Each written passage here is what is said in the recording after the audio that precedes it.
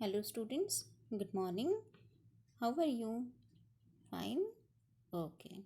Students, we are completing the three chapters of entrepreneurship development. Okay. So, we have enough time to revise all the three chapters again. Okay. So, let's start with chapter first, that is entrepreneur. Okay. So, student entrepreneur में आपको क्या क्या है इस chapter में definitions है, concept है, meaning है, तो ये सब आपको एज इट इज़ जो है वो लिखना है. ओके. देन फंक्शंस है, इंट्राप्रेन्योर एंड एंटरप्रेन्योर वो है, कैरेक्टरिस्टिक्स है, और role of entrepreneur in economic development. ये जो चार मेन उसके पॉइंट्स हैं इस चैप्टर में वो हम रिवाइज करेंगे. Okay. So let's start with functions of entrepreneurs. ये 5 जो फंक्शन है वो एंटरप्रेन्योर को करने पड़ते हैं और ये करने ही पड़ते हैं.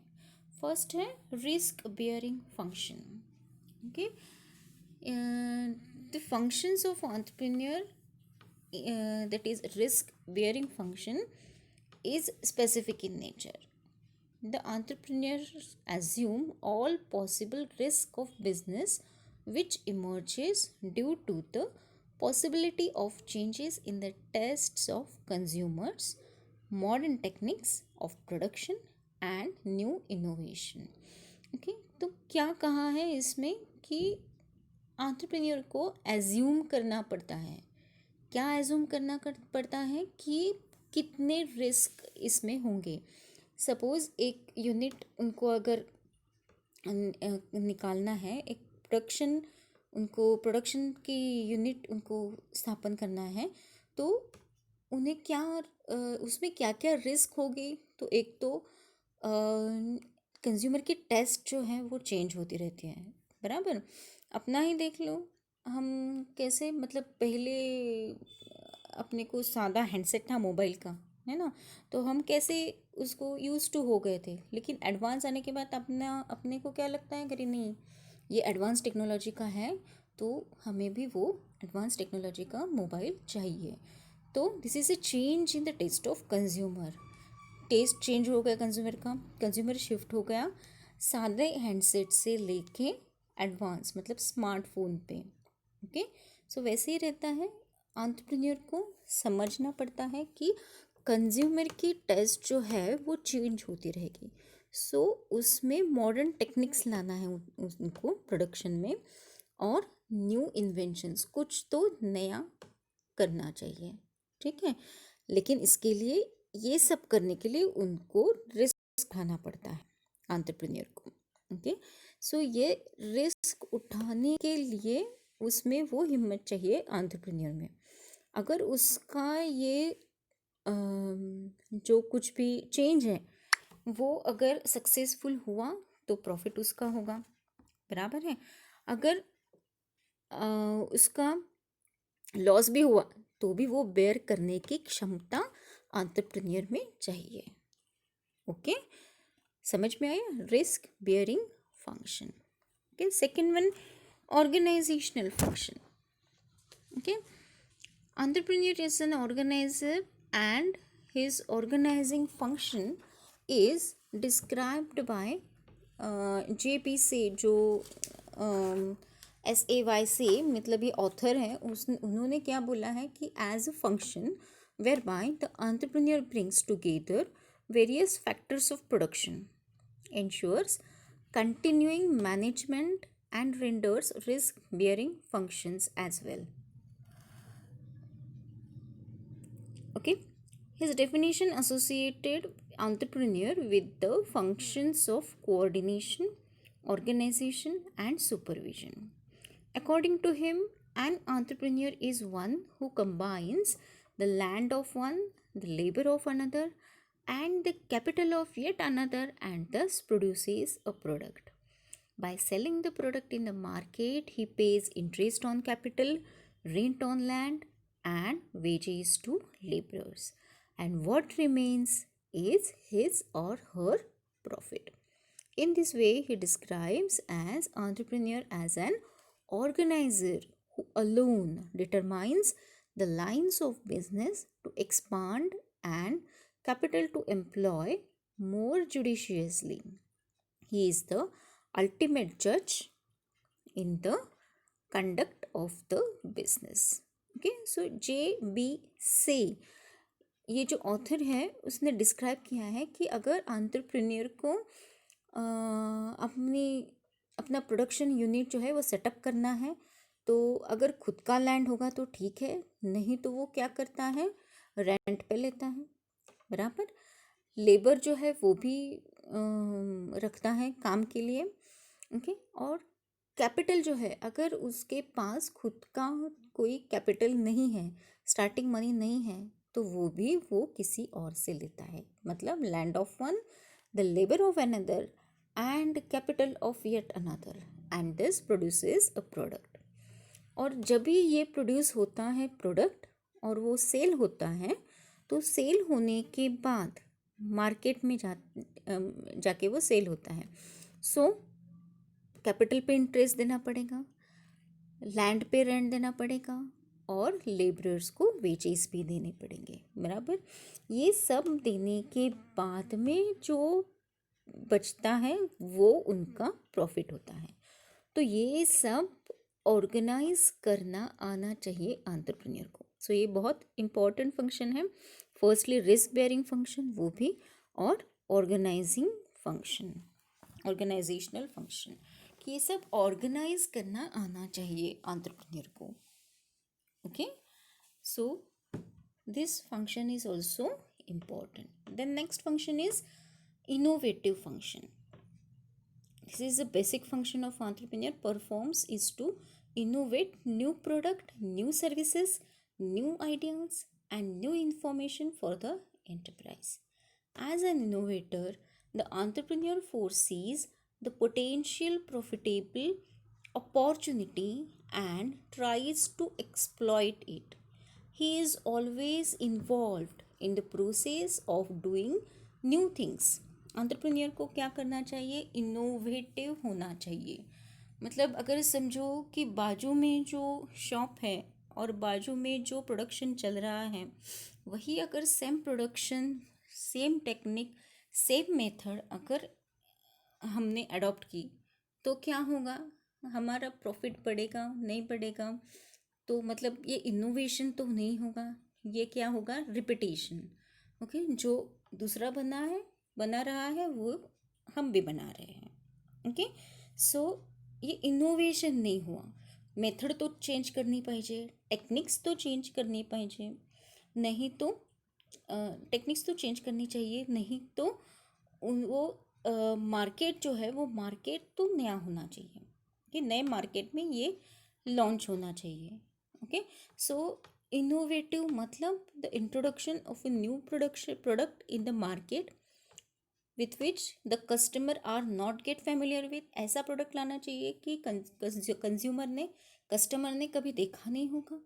Introduction of a new method of production technology which is not yet tested by experience in the branch of manufacture concern. Suppose same product है, लेकिन उसका मेथड जो है, प्रोडक्शन टेक्नोलॉजी का मेथड जो है वो कुछ अलग है, और इसकी वजह से आपके प्रोडक्ट में इनोवेशन कुछ तो हो रहा है, कुछ तो नया दे रहा है, तो भी ये इनोवेशन हो सकता है। और the opening of a new market into which the specific product has not previously entered. उस मार्केट में पहले ये प्रोडक्ट आया ही नहीं है, तो ऐसे मार्केट में जाना। सपोज एक हमने वड़ा पाव की गाड़ी लगा दी, कहाँ पे, सपोज कैनॉट मार्केट के बाजू में। ओके, सो वहाँ पे लगा दी, तो शायद तुम सर्च कर किए होंगे उन्होंने कि अरे बाबा देखो, ये बाबा पेट्रोल पंप के पास कोई भी वड़ा पाव की गाड़ी नहीं है। हाँ, तो अगर वहाँ पे जाके वहाँ पे आपने वड़ा पाव की गाड़ी लगाई और उसमें बहुत सारा प्रॉफिट हुआ, तो ये क्या हुआ, उसका न्यू मार्केट ओपन हो गया। मतलब वहाँ पे भी आपको पहचानने लगे आपके नाम से कि बाबा इनका वड़ा पाव प्रसिद्ध है करके, ओके, पॉपुलर है करके. So this is a new method of this is a new market into which a specific product had not previously entered. Okay, this is an example. Okay, then the discovery of a new source of supply of raw material, or irrespective of whether this source already exists or has first to be created.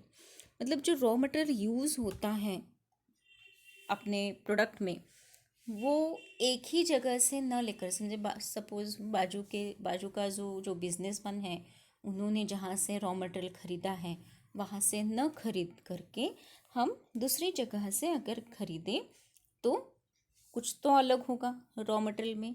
अलग होने के वजह से कुछ तो result नया आएगा तुम्हारे प्रोडक्ट में, बराबर है. तो इसके वजह से क्या होगा, एक इनोवेशन हो गया, बराबर है.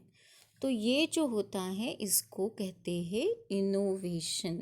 कुछ तो अपने प्रोडक्ट में इनोवेटिव होना चाहिए. वड़ा पाव की गाड़ी भी कोई कुछ भी हो, मतलब सभी जगह पे रहती है वड़ा पाव की गाड़ी, लेकिन उसमें कुछ तो टेस्ट नया होना चाहिए, मतलब कुछ तो मेथड अलग होनी चाहिए.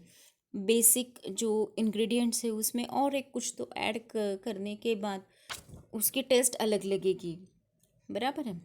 सो कुछ तो अलग होना चाहिए.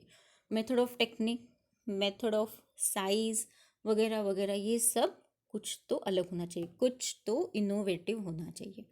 तो ये ज़रूरी है इनोवेटिव फंक्शन. आया समझ में. नेक्स्ट है मैनेजरियल फंक्शन.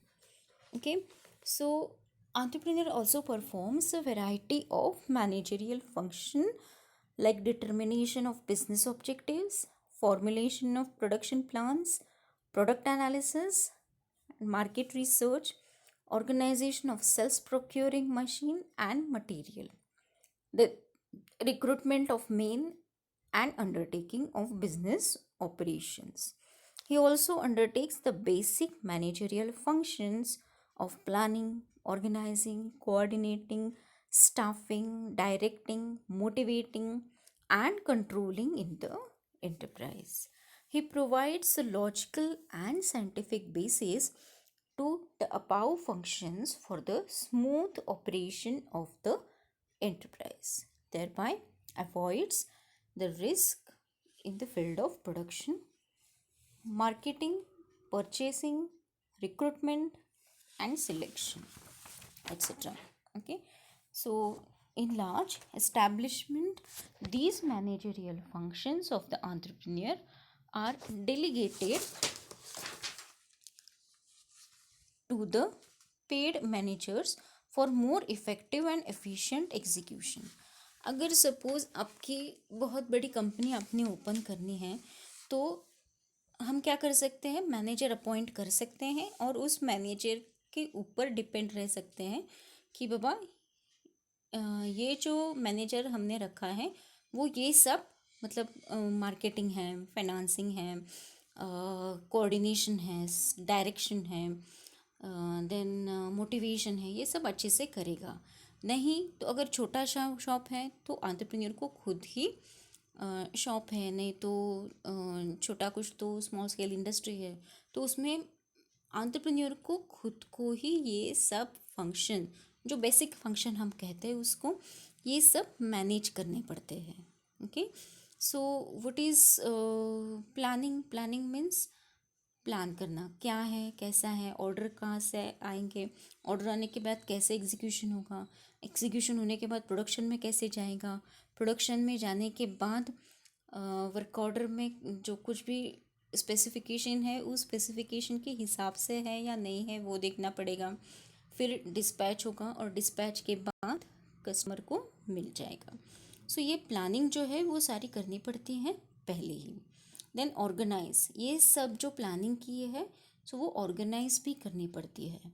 ओके, कैसे, कब होगा, कहाँ से होगा और कब होगा, कोऑर्डिनेट करना पड़ता है हर एक से, बराबर. Then staffing. स्टाफिंग मतलब right person should be in the right job.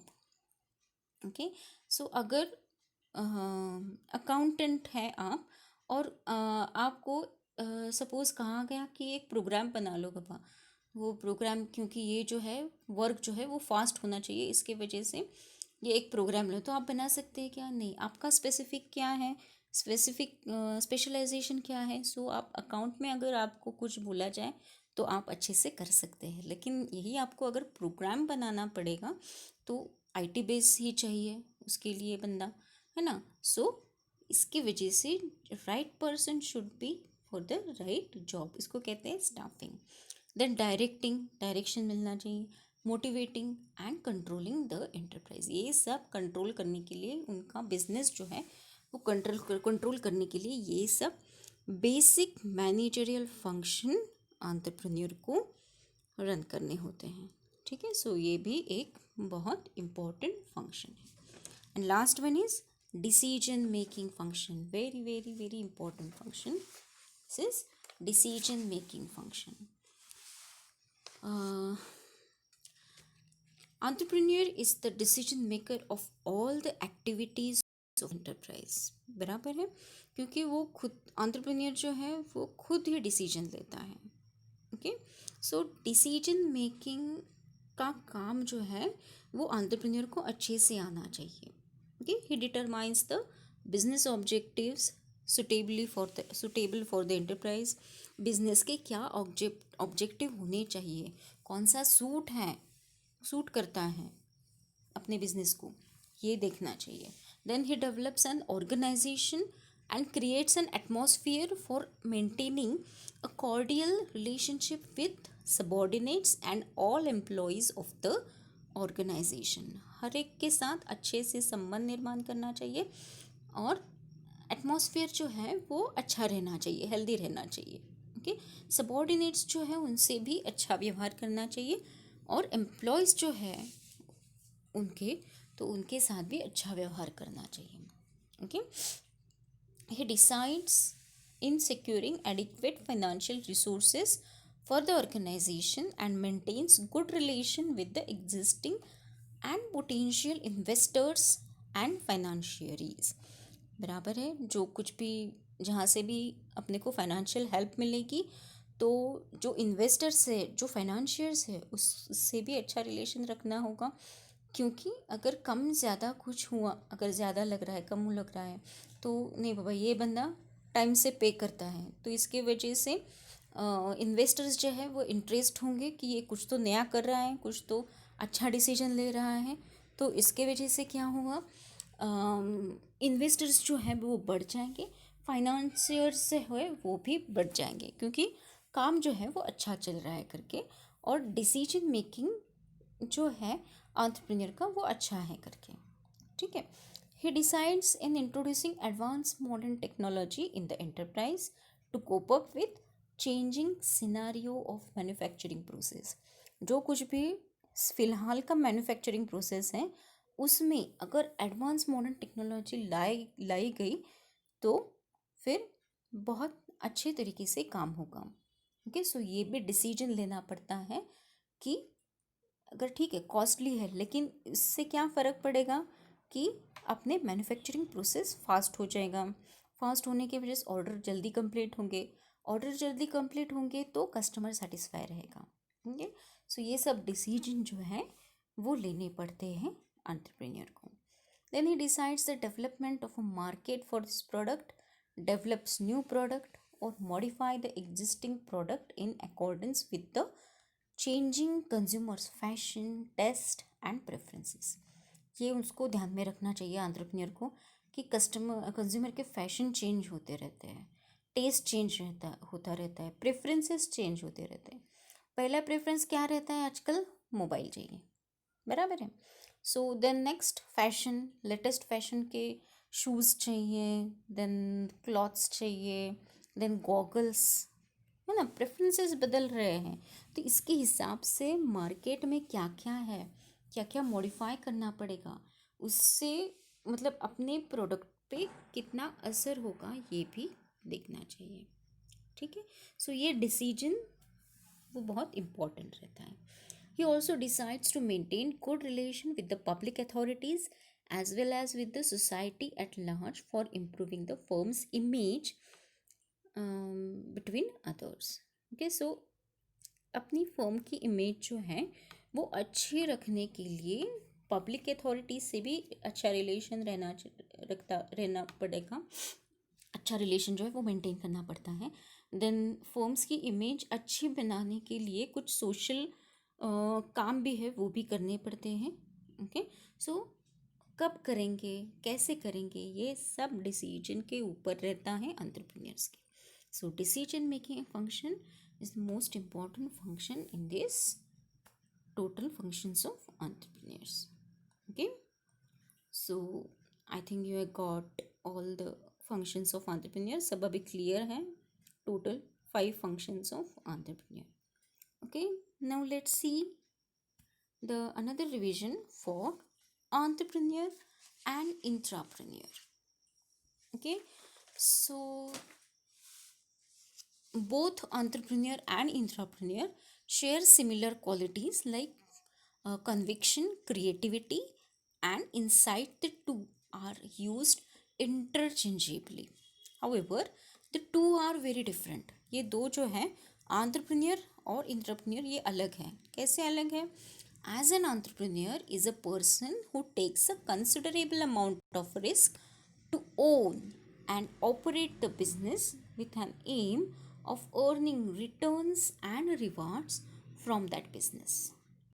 He is the most important person who envisions new opportunities, new products, new production techniques, and business lines and coordinates all the activities to make them real. Okay. On the contrary, an intrapreneur is an employee of the organization who is paid remuneration according to the success of the business unit for which he or she is hired or okay. Entrepreneur जो है वो खुद का रहता है, उसके खुद के डिसीजन रहते हैं, रिस्क भी हो तो खुद की रहती है, प्रॉफिट भी हो वो खुद का रहता है, जो रिटर्न्स आएंगे वो खुद एंजॉय करता है। लेकिन इंट्राप्रेन्योर जो है वो ऑर्गेनाइजेशन में काम करता है, ऑर्गेनाइजेशन ने उसे छूट दी रहती है कि बाबा मेरे बिजनेस के सक्सेस के लिए तुम्हें कुछ चेंज करना है, कुछ तो अलग से करना है तो तुम कर सकते हो करके, लेकिन उससे उसके बदले उसको रेम्यूनरेशन जो है वो फिक्स मिलता है। ओके, सो ये डिफरेंस है एंटरप्रेन्योर और इंट्राप्रेन्योर में, ये बेसिक डिफरेंस है। ओके, सो अभी हम डिटेल में देखेंगे एंटरप्रेन्योर और इंट्राप्रेन्योर का डिफरेंस। मीनिंग जो है एंटरप्रेन्योर का वो अभी हमने पढ़ा। देन अप्रोच क्या होता है, तो entrepreneur have initiative approach and intrapreneur have restorative approach. Initiative मतलब वो सब काम खुद से करता है, एंटरप्रेन्योर खुद से करता है, और इंट्राप्रेन्योर जो है उसका अप्रोच क्या रहता है, रेस्टोरेटिव रहता है। रेस्टोरेटिव मीन्स अगर कुछ भी ना करे तो इनकम जो है वो तो मिलेगी, मंथली जो पेमेंट है वो तो मिलेगी, अगर कुछ इनोवेटिव करो या ना करो। ओके, सो ये इनिशियली वो नहीं एक्टिव नहीं रहता, लेकिन फिर भी उसे एक्टिव होना पड़ता है, क्योंकि अगर कंपनी ने जवाब मांगा तो उसको कुछ तो एक्शन में लेना चाहिए। लेकिन फ़िलहाल तो क्या है, वो अप्रोच कैसा रहता है, रिस्टोरेटिव रहता है। ओके, एंटरप्रेन्योर जो है वो खुद के रिसोर्सेज यूज़ करता है। ओके, यूज़ हिज और हर ओन रिसोर्सेज। इंट्राप्रेन्योर जो है, जो कंपनी देती है वो रिसोर्सेज यूज़ करता है, use resources provided by the company.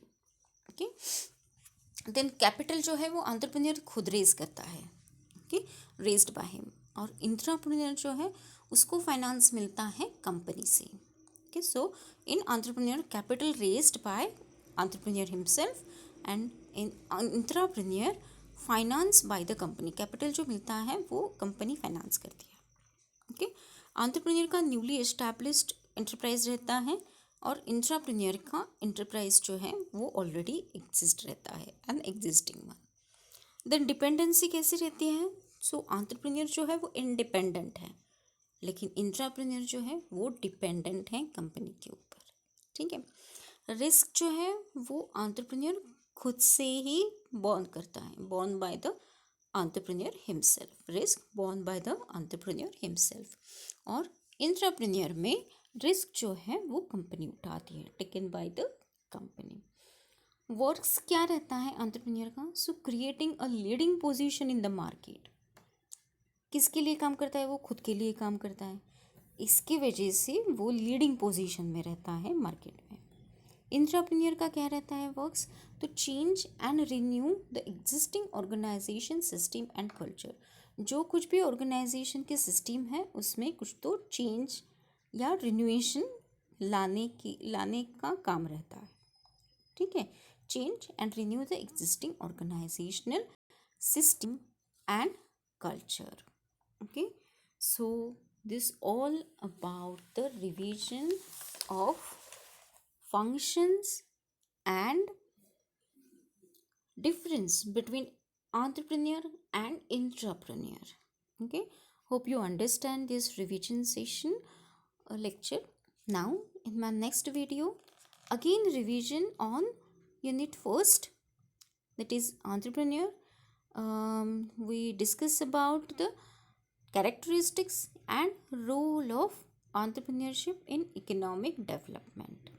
Okay, so don't miss it. See you in my next video.